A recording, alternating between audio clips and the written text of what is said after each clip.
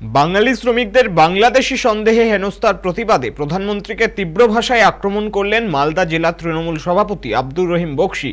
দিল্লিতে নির্যাতিত পরিযায়ী শ্রমিক সাজেনুর খাতুনের পরিবারের সঙ্গে দেখা করে বিজেপি নেতাদের বিরুদ্ধে বিস্ফোরক মন্তব্য করেন তিনি। তার অভিযোগ, বিজেপি শাসিত রাজ্যে বাঙালিদের জেলে ভরা হচ্ছে, শিশুদেরও ছাড় দেওয়া হচ্ছে না। এছাড়াও প্রধানমন্ত্রীর উদ্দেশ্যে তীব্র ধিক্কারও জানান তিনি। এদিকে বিজেপিও তৃণমূলের বিরুদ্ধে পাল্টা কটাক্ষ করেছে। এ নিয়ে শুরু হয়েছে রাজনৈতিক তরজা। হেনস্থার শিকার সাজেনুর খাতুন জানুন, দিল্লি পুলিশ তাদের বলেছে, তোমরা বাংলাদেশ থেকে এসেছো, তোমাদের মুখ্যমন্ত্রী বাঁচাতে পারবে না। রাজ্য ও জাতীয় রাজনীতিতে এই ঘটনাকে ঘিরে ফের উত্তাল মালদার পরিস্থিতি।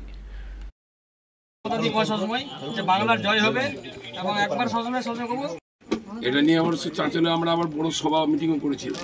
আপনারা আজকে ছিলেন বলে আপনি লড়াই করে এসেছেন। বাদ বাকিটা আমাদের দিদি দেখছে, ডিএম এর মারফতে সব সহযোগিতা করবে।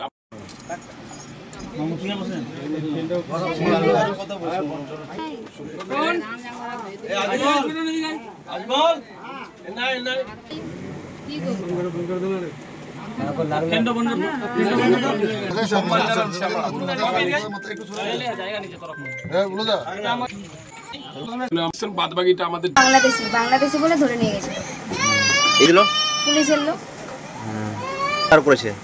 ওখানে নিয়ে যে মারা ধরা করেছে, 25,000 টাকা নিয়েছে, তারপরে ছেড়েছে। এটুকুই করেছে। করার পর তারপরের দিন আবার থানায় নিয়ে গেছিল, থানায় 24 ঘন্টা রেখে তারপরে ছেড়েছে। যেখানে নিয়ে যাওয়া হয়েছে, যেখানে অত্যাচার করা হয়েছে, ওই জায়গাটার ভিডিও দেখাচ্ছে না।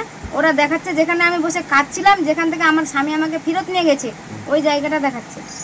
বিজেপি শাসিত রাজ্যগুলোতে বাংলা ক্ষমতা দখল করার লোভে বিজেপিরা বাঙালিদের উপর অত্যাচার করছে, নির্যাতন করছে।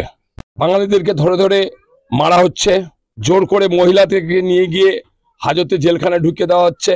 যারা পশ্চিমবঙ্গকে বাংলাদেশ বলার চেষ্টা করছেন, আসানসোলে কয়েকদিন আগে প্রধানমন্ত্রী এসেছিলেন, তিনি বাংলাদেশে এসেছিলেন, বাংলাদেশের উদ্দেশ্যে ভাষণ দিয়ে গেছেন।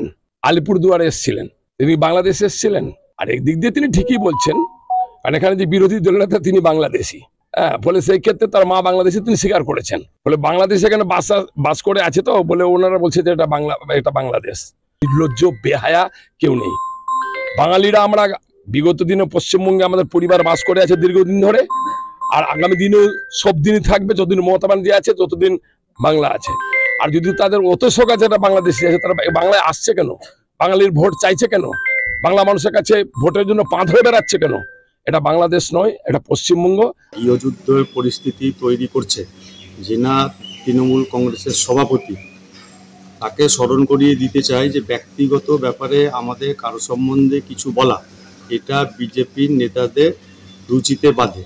তথাপি তাকে একটু স্মরণ করিয়ে দেওয়ার দরকার। এই জন্য মনে করছি আমরা যে মাইক থাকার পরেও জোরে চিৎকার করার দরকার নেই, কারণ মাইকই তো জোরে কথা বলে।